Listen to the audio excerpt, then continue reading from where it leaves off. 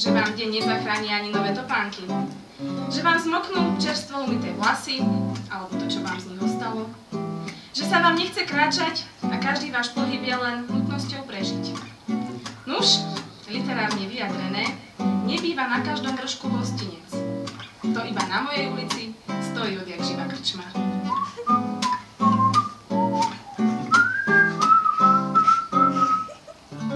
A toto bol Martin Faktor, ktorý mi vedel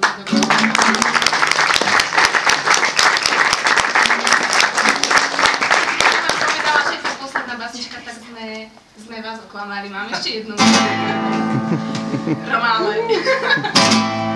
Bola sa prípad pre Bukovského.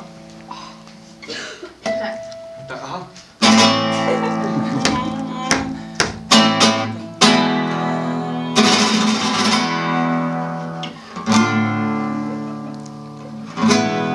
Počkaj. Ešte počkaj. Ešte si dám tak za lyžičku, aby som ráno zvládla zapnúť gate.